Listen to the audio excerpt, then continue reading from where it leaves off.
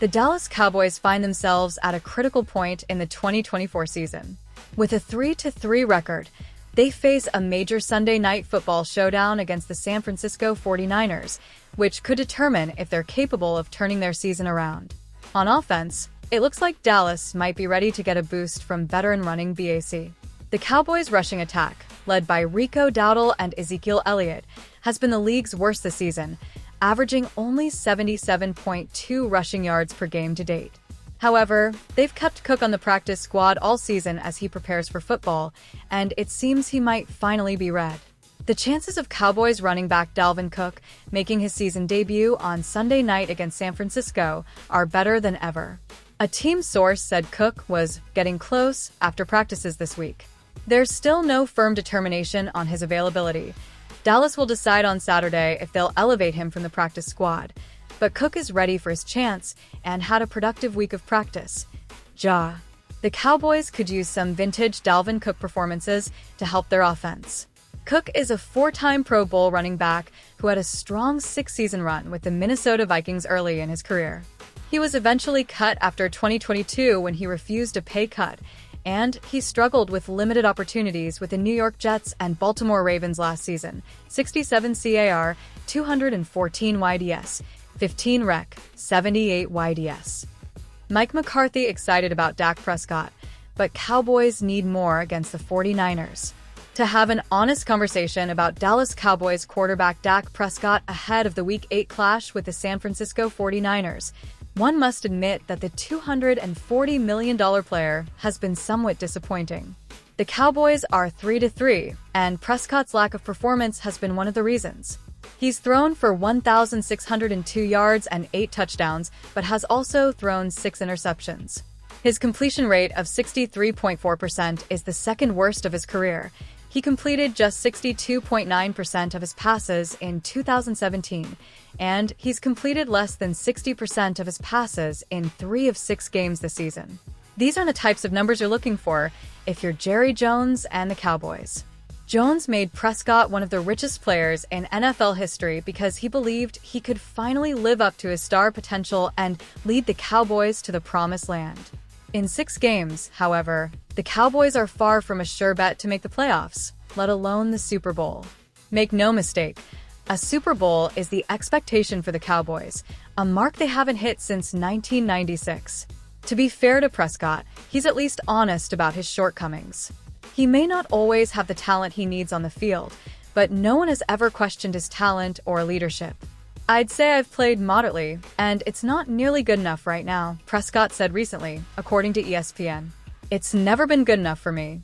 I can't say I've been happy or excited after any of these games I've played, but understanding that there are more plays out there for me to make, whether by design or not.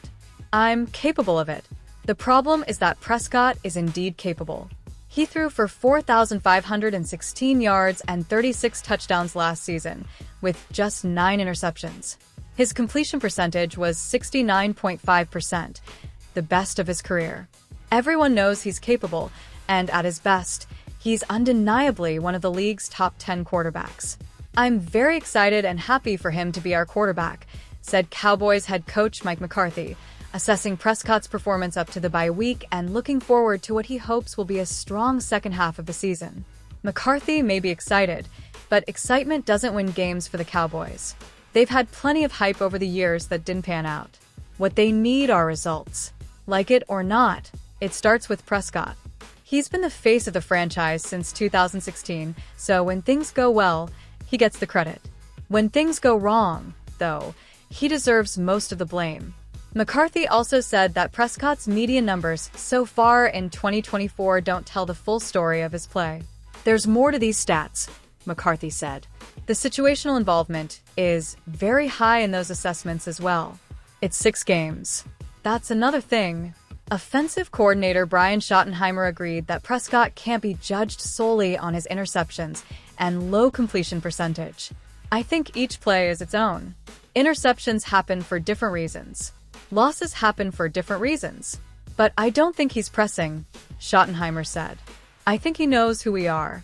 I think, for us, we just haven't played a lot of football that was very complimentary football. The numbers may not tell the whole story, but Prescott has certainly not lived up to his $60 million annual salary. The good news is that he'll have a chance to start turning things around on Sunday Night Football against the 49ers in Week 8. What once looked like a marquee matchup is now a game between the 3-3 Cowboys and an extremely injured 3-4 49ers team. At this juncture, the 49ers' elite defense is middle of the pack, allowing 318 yards per game, which ranks 14th in the NFL, and 205.1 passing yards per game, which ranks 16th. This is a drop from last season when they allowed 303.9 yards per game, 8th in the NFL. Offensively, due to injuries to Christian McCaffrey and Brandon Ayuk, the Dallas Cowboys simply don't have the momentum this season. They're 3-3 heading into a huge game against the San Francisco 49ers in Week 8.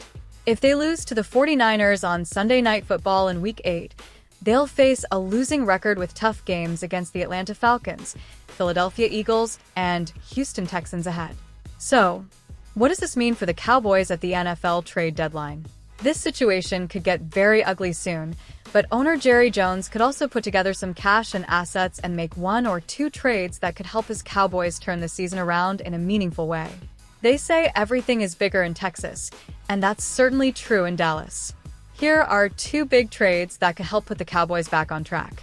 The Cowboys should trade for defensive tackle Dalvin Tomlinson. One of the many disappointing aspects of the Cowboys this season is that their run defense has been subpar. They're allowing 143.2 rushing yards per game over 6 games, meaning Dallas has the 5th worst run defense in the NFL. The Cowboys need a big player who can play in the middle of the defense alongside defensive tackle Motzie Smith, 10 tackles, and veteran Osa Odigizua, 9 tackles and 0.5 sacks. In a trade speculation article by Jacob Robinson and Diana Rossini in The Athletic, a proposed trade for the Cowboys brought Cleveland Browns defensive tackle Dalvin Tomlinson in exchange for a conditional 5th or 6th round pick from Dallas. Despite the ongoing narrative of a failed season, Dallas is only a few games behind the division lead at 3-3. The imminent returns of Micah Parsons and Darren Bland will help, but they're not enough to fix a run defense that is by far the worst in the league, the duo wrote. Tomlinson offers Dallas a 30-year-old defensive tackle who PFF ranks in the 75th percentile at his position. With no guaranteed money after this season, a rental to boost their run defense would be a logical move. Tomlinson would be a rental, but he's a large rental, literally, at 6 feet 3 inches, 325 pounds. He'd add some much-needed bulk to the Cowboys' defense, and with Micah Parsons returning soon, perhaps Dallas can start getting a real push on the defensive line again.